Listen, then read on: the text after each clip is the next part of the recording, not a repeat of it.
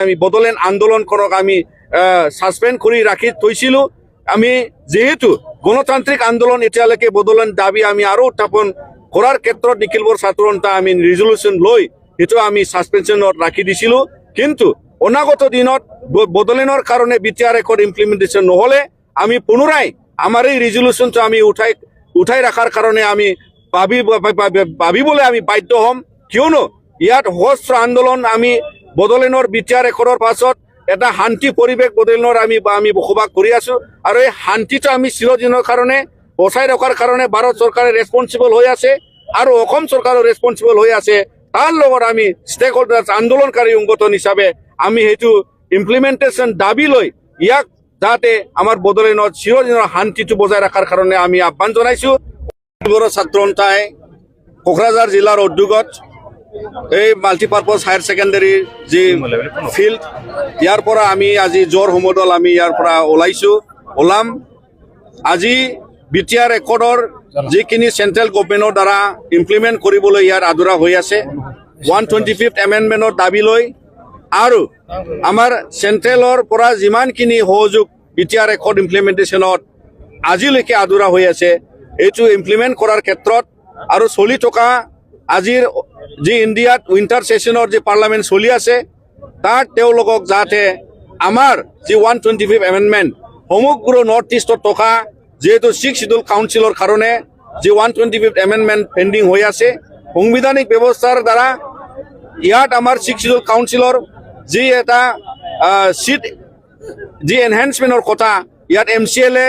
সমষ্টি আমাৰ অধিক যত মানে 46ৰ পৰা 60 সমষ্টি গঠনৰ সাংবিধানিক ব্যবস্থাৰ দ্বাৰা আনিব লাগে লগতে ইয়াত ডাইৰেক্ট ফাইন্যান্সৰ কথা আছে আৰু বিটিআৰ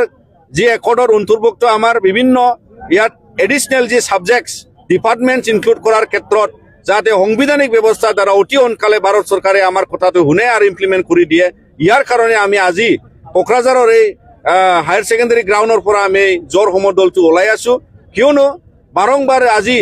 6 বছর অতিক্রম হবলৈ গৈ আছে আমার বিটিআর রেকর্ড তো ইয়ার কারণে নিখিল বড় ছাত্র সন্থা আমি দাবি কৰি যাম আৰু আমি আলোচনাও কৰি আছো তেওঁলোকে যাতে অতি সোনকালে আমাৰ এই দাবিটো পূৰণ কৰে ইয়াৰ ক্ষেত্ৰত অসম সৰকাৰেৰ মাননীয় মুখ্যমন্ত্ৰী ডাঙৰিয়ালৈ আৰু আজি গৃহমন্ত্ৰী মাননীয় অমিত শাহ ডাঙৰিয়ালৈ আমি মেমোৰেন্ডাম প্ৰেৰণ কৰিছো আমাৰ ৰিমাইন্ডাৰ হিসাবে তেওঁলোকক আমি মেমোৰেন্ডাম প্ৰেৰণ কৰিছো কিয়নো আমি গণতান্ত্ৰিকভাৱে যেটো আন্দোলন কৰি আহিছো আৰু বদলেনত যেতিয়া বিটিআৰ ৰেকৰ্ড হল তাৰ পাছৰ পৰা ইয়াত আমাৰ বিভিন্ন সহস্ৰ আন্দোলনকাৰী NDFBক লৈ আৰু আমাৰ বিভিন্ন গণতান্ত্ৰিক আন্দোলনকাৰী এফসুৰ লগত থকা যিমান সংগঠন আছে আমি বদলেন আন্দোলন কৰক আমি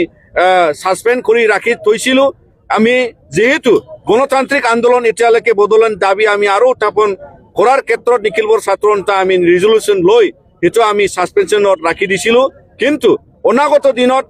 বদলেনের কারণে বিটিআর রেকর্ড ইমপ্লিমেন্টেশন নহলে আমি পুনরায় আমার এই রেজলিউশনটো আমি উঠাই রাখার কারণে আমি ভাবিবলে আমি বাধ্য হম কিয়নো ইয়াত সহস্র আন্দোলন আমি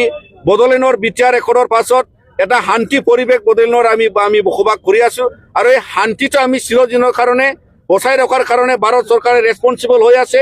আৰু অসম চৰকাৰো ৰেসপন্সিবল হৈ আছে তার লগত আমি স্টেক হোল্ডার্স আন্দোলনকারী সংগঠন হিসাবে আমি সেইটো ইমপ্লিমেন্টেশন দাবি লই ইয়াক যাতে আমার বদলেনত চিরদিনের শান্তিটো বজাই রাখার কারণে আমি আহ্বান জানাইছো অনাগত দিনত যাতে আমার এই যে আমি এফসুর যে অধিবেশন আমার আহি আছে তার আগে আমি ভাবি আছো যে আমার ভারত সরকারে আমার এই দাবি আৰু বিটিআর রেকর্ড পূর্ণাঙ্গভাবে ইমপ্লিমেন্ট করে দিব নহলে আমি আরো উলুঠাই আমি ভাবিবলে বাধ্য হম যে আমি পুনরায় আমার যে সাসপেনশনের যে রেজলিউশন এটো আমি উঠাই রাখার কারণে আমি ভাবিবলে বাধ্য হম।